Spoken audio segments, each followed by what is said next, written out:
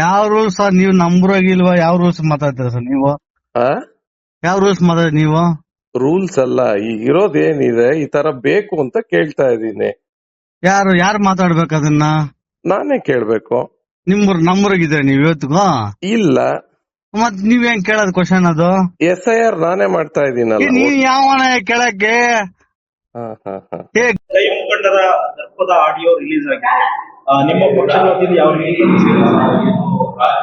ಈಗಾಗಲೇ ರಾಜ್ಯದಲ್ಲಿ ಕಾಂಗ್ರೆಸ್ನ ದುರಾಡಳಿತ ಯಾವ ರೀತಿ ನಡೀತಾ ಇದೆ, DK ಶಿವಕುಮಾರ್ ಅವರು ಇರ್ಬೋದು, ಸಿದ್ದರಾಮಯ್ಯ ಅವರು ಇರ್ಬೋದು, ಅವರೆಲ್ಲ ಬಲಗೈ ಬಂಟ್ರು.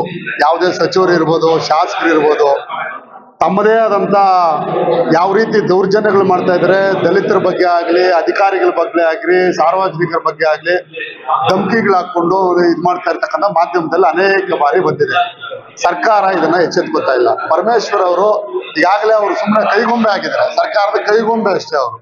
ಇವತ್ತು ಚಿಕ್ಕಬಳ್ಳಾಪುರದಲ್ಲಿ ಈಗಾಗಲೇ 2ನೇ ಘಟನೆ. ಇವತ್ತು ಶಿಡ್ಲಘಟ್ಟದಲ್ಲಿ ಮೊನ್ನೆ ಕಾಂಗ್ರೆಸ್ ಅಭ್ಯರ್ಥಿ ಅವರು ಏನು ಚೀಫ್ ಆಫೀಸರ್ಗೆ ಯಾವ ರೀತಿ ಧಮಕಿ ಹಾಕಿದ್ರು ಅಂತ ನೀವೆಲ್ಲ ಕೂಡ ಹೆಣ್ಣು ಮಗಳು ನೋಡದೆ ಅವ್ರು ಯಾವ ರೀತಿ ಮಾತಾಡಿದ್ರೆ ಅಂತ ನಮ್ಗೆಲ್ಲ ಗೊತ್ತಿದೆ.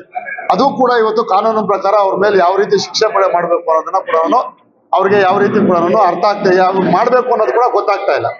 ಇವತ್ತು ಯಾವುದೇ ಪಾರ್ಟಿಲಿ ಇರ್ತಕ್ಕಂಥವ್ರು ಒಂದು ದೌರ್ಜನ್ಯ ದಬ್ಬಾಳಿಕೆ ಮಾಡಿದ್ರೆ ಅವ್ರಿಗೆ ತಕ್ಷಣ ಅವ್ರಿಗೆ ಶಿಕ್ಷೆ ಮಾಡ್ಬೇಕು. ಆದ್ರೆ ಈ ಚಿಕ್ಕಬಳ್ಳಾಪುರದಲ್ಲಿ ಈಗಿನ ಏನು ಪ್ರದೀಪ್ ಈಶ್ವರ್ ಶಾಸಕರಿದಾರಲ್ಲ, ಅವರ ಬಲಗೈ ಬಂಟ ಅಂತ ಗೊತ್ತಾಯ್ತು, ನಾಗೇಶ್ ರೆಡ್ಡಿ ಅಂತ. ಯಾವ ರೆಡ್ಡಿ ಆದ್ರೇನು, ಯಾವ ಇನ್ನೊಬ್ಬ ಆದ್ರೇನು, ಯಾರೇ ಒಬ್ಬ ಯುವಕ ಇವತ್ತು ಬೆಳಿಬೇಕಾದ್ರೆ ಅವ್ನು ಯಾವ ರೀತಿ ಸಂಸ್ಕೃತಿ ಇಟ್ಕೋಬೇಕು, ಸಂಸ್ಕಾರ ಇಟ್ಕೋಬೇಕು ಅನ್ನೋದನ್ನ ಕಲ್ತ್ಕೋಬೇಕು. ಆದ್ರೆ ಅವ್ನು ಹೇಳಿದಾನೆ ನಮ್ ಗುರುಗಳು ಅಂತ ಕೂಡ ಹೇಳಿದೆ. ಏನು ಮಾಡ್ತಕ್ಕಂಥ SIR ಮಾಡ್ತಕ್ಕಂಥ ಏನ್ BLO ಇದಾರಲ್ಲ, ಅವರು ಗುರುಗಳಂತೆ. ಅದು ಕೂಡ ಮನಗಣನೆ ತಗೊಳ್ದೆ ಅವರು ಯಾವ ರೀತಿ ಭಾಷೆ ಸಂಸ್ಕಾರ ಏನ್ ಅವ್ರ ತಂದೆ ತಾಯಿ ಯಾವ ರೀತಿ ಕಲ್ಸಿದಾರೆ, ಏನ್ ಕಾಂಗ್ರೆಸ್ ಪಕ್ಷದಲ್ಲಿದ್ರೆ ಅವ್ರಿಗೇನು ಕೊಂಬಂದಿರುತ್ತಾ? ಇಡೀ ದೇಶದಲ್ಲಿ ಈಗ ಕರ್ನಾಟಕ, ತೆಲಂಗಾಣ, ಹಿಮಾಚಲ ಪ್ರದೇಶದಲ್ಲಿ ಕಾಂಗ್ರೆಸ್ ಉಳಿದಿದೆ, ಅಷ್ಟು ಉಳಿದಿದೆ. ಈ ಕಾಂಗ್ರೆಸ್ನಲ್ಲಿ ಸರ್ಕಾರ ಬಂದಿದ ತಕ್ಷಣ ಎಲ್ರಿಗೂ ಕೊಂಬು ಬಂದ್ಬಿಟ್ಟಿದೆ. ಕಾಂಗ್ರೆಸ್ ಇರ್ತಕ್ಕಂಥ ಎಲ್ಲ ಯುವಕರಿಗೆ, ಇರ್ತಕ್ಕಂಥ ಕಾರ್ಯಕರ್ತರಿಗೆ. ಯಾಕಂತ ಹೇಳಿದ್ರೆ ಮುಂದಿನ ದಿನಗಳಲ್ಲಿ ಬರಲ್ಲ ಅಂತ ಗೊತ್ತಿದೆ. ಆದಷ್ಟು ಒಂದು ಬೆದರಿಕೆ ಯಾವ ಥರ ಹಾಕ್ಬೇಕಂತಕ್ಕಂಥದ್ದನ್ನ ಅವರ ಒಂದು ಸಂಸ್ಕೃತಿನ ತೋರಿಸ್ತಾ ಇದ್ದಾರೆ. ಇವತ್ತು ಏನು SIR ಮಾಡಿರ್ತಕ್ಕಂಥದ್ದು ಇಡೀ ದೇಶದಲ್ಲಿ ಏನು ಬೇರೆ ಒಂದು ಮತಗಳೆಲ್ಲ ಪೂರ್ತಿ ಡೂಪ್ಲಿಕೇಟ್ ಮತಗಳಾಗಿದೆ. ಒಬ್ಬೊಬ್ಬರ ಹೆಸರು 4 ಸ್ಟೇಟಲ್ಲಿದೆ, ಒಂದು ಊರಲ್ಲಿ ಇರ್ತಕ್ಕಂಥ 200 ಊರಲ್ಲಿದೆ. ಅದ್ರ ಜೊತೆಗೆ ಬಾಂಗ್ಲಾದೇಶದವರು, ಬೇರೆ ದೇಶದವರೆಲ್ಲ ಬಂದಿರ್ತಕ್ಕಂಥವರೆಲ್ಲ ಪೂರ್ತಿ ಅವರ ಒಂದು ಆಧಾರ್ ಕಾರ್ಡ್ಗಳು ಮಾಡ್ಕೊಂಡಿದ್ದಾರೆ. ಅದೇ ರೀತಿ ಮತಪಟ್ಟಿಗಳಲ್ಲಿ ಅವ್ರ ಹೆಸರುಗಳಿದೆ. ಅದನ್ನ ಶುದ್ಧೀಕರಣ ಮಾಡ್ತಕ್ಕಂಥ ಕಾರ್ಯಕ್ರಮ ಇದೆ, ಇಡೀ ದೇಶದಲ್ಲಿ ನಡೀತಾ ಇದೆ. ಇದು ಒಂದು ಚಿಕ್ಕಬಳ್ಳಾಪುರ ಜಿಲ್ಲೆಯಲ್ಲಿ ಒಂದೇ ಅಲ್ಲ. ಇವತ್ತೇನು ಒಬ್ಬ ಯುವಕ ಮಾತಾಡಿರ್ತಕ್ಕಂಥದ್ದು, ಒಬ್ಬ ಅವರ ಗುರು ಅಂತೆ, ಅವ್ರಿಗೆ ಟೀಚರ್ ಆಗಿದೆ ಅಂತ ಹೇಳ್ತಕ್ಕಂಥದ್ದು ನಾವೊಂದು ಸಂಭಾಷಣೆ ಕೇಳಿದೆ. ಬಟ್ ಅವರು ಗುರು ಶಿಷ್ಯ ಆದ್ರೂ ಕಾಂಗ್ರೆಸ್ ಪಕ್ಷದಲ್ಲಿ ಪಕ್ಷ ಬಂದಿದ್ದ ತಕ್ಷಣ ಅವರ ಸಂಸ್ಕೃತಿ ಆ ಮಟ್ಟಕ್ಕೆ ಚೇಂಜ್ ಆಗುತ್ತೆ ಕಾಂಗ್ರೆಸ್ ಅಲ್ಲಿ ಇವತ್ತು ತೋರಿಸ್ತಾ ಇದೆ.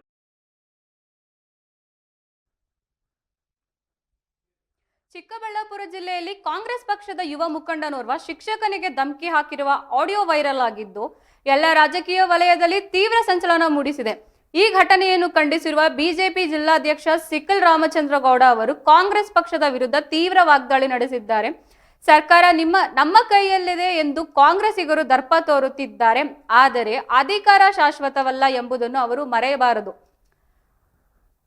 ಅಧಿಕಾರದ ಮಧ್ಯದಲ್ಲಿರುವ ಕಾಂಗ್ರೆಸ್ ಪಕ್ಷವು ತನ್ನ ಅಸ್ತಿತ್ವವನ್ನು ಕಳೆದುಕೊಳ್ಳುವ ಪರಿಸ್ಥಿತಿ ನಿರ್ಮಾಣವಾಗಿದೆ ಎಂದು ಅವರು ಆರೋಪಿಸಿದ್ದಾರೆ. ಕಾನೂನು ಸುವ್ಯವಸ್ಥೆ ಕಾಪಾಡುವಲ್ಲಿ ಗೃಹ ಮಂತ್ರಿಗಳು ವಿಫಲರಾಗಿದ್ದಾರೆ ಮತ್ತು ರಾಜ್ಯದಲ್ಲಿ ಕಾಂಗ್ರೆಸ್ನ ದುರಾಡಳಿತ ಹೆಚ್ಚಾಗಿದೆ ಎಂದು ಅವರು ದೂರಿದ್ದಾರೆ. ಮುಂದಿನ ದಿನಗಳಲ್ಲಿ ಜನರು ತಕ್ಕ ಪಾಠ ಕಲಿಸುತ್ತಾರೆ ಎಂದು ಎಚ್ಚರಿಸಿದ್ದು, ವೈರಲ್ ಆಗಿರುವ ಆಡಿಯೋದಲ್ಲಿ ಕಾಂಗ್ರೆಸ್ ಯುವ ಮುಖಂಡನ ವರ್ತನೆಯನ್ನು ಖಂಡಿಸಿದ ರಾಮಚಂದ್ರ ಗೌಡ ಅವರು ಶಾಸಕ ಪ್ರದೀಪ್ ಈಶ್ವರ್ ಅವರ ನಡೆಯ ಬಗ್ಗೆಯೂ ಪ್ರಶ್ನಿಸಿದ್ದಾರೆ. ನೀವು ಒಬ್ಬ ಗುರುಗಳು ನಿಮ್ಮ ಯುವ ಮುಖಂಡನ ಉದ್ದಟತನವನ್ನು ಹೇಗೆ ಸರಿಪಡಿಸುತ್ತೀರಿ? ಗುರುಗಳ ಸ್ಥಾನವನ್ನು ಮರೆತು ಇಂತಹವರನ್ನು ಕಾಂಗ್ರೆಸ್ ಸರ್ಕಾರ ಘೋಷಿಸುತ್ತಿದೆ ಎಂದು ಅವರು ಪ್ರಶ್ನಿಸಿದ್ದಾರೆ. ಕ್ಷೇತ್ರದ ವಿದ್ಯಾರ್ಥಿಗಳನ್ನು ವೈದ್ಯರು ಮತ್ತು ಇಂಜಿನಿಯರ್ಗಳನ್ನಾಗಿ ಮಾಡುತ್ತೇನೆ ಎಂದು ಹೇಳುವ ನೀವು ಈ ಯುವ ಮುಖಂಡನ ಬಗ್ಗೆ ಏನು ಹೇಳುತ್ತೀರಿ ಎಂದು ರಾಮಚಂದ್ರ ಗೌಡ ಅವರು ವ್ಯಂಗ್ಯ ಮಾಡಿದ್ದಾರೆ. ಈ ಘಟನೆಗೆ ಸಂಬಂಧಿಸಿದಂತೆ ಪ್ರತಿಕ್ರಿಯಿಸಿದ ಕಾಂಗ್ರೆಸ್ ಪಕ್ಷದ ಮುಖಂಡರು, ಆಡಿಯೋದಲ್ಲಿನ ಧ್ವನಿಯನ್ನು ಪರಿಶೀಲಿಸಲಾಗುತ್ತಿದೆ ಮತ್ತು ತನಿಖೆ ನಡೆಸಲಾಗುತ್ತಿದೆ ಎಂದು ತಿಳಿಸಿದ್ದಾರೆ. ತಪ್ಪಿತಸ್ಥರ ವಿರುದ್ಧ ಸೂಕ್ತ ಕ್ರಮ ಕೈಗೊಳ್ಳಲಾಗುವುದು ಎಂದು ಅವರು ಭರವಸೆ ನೀಡಿದ್ದು, ಈ ಘಟನೆಗೆ ಸಂಬಂಧಿಸಿದಂತೆ ಶಿಕ್ಷಕರು ಮತ್ತು ಸಾರ್ವಜನಿಕ ವಲಯದಿಂದ ತೀವ್ರ ಆಕ್ರೋಶ ವ್ಯಕ್ತವಾಗಿದೆ.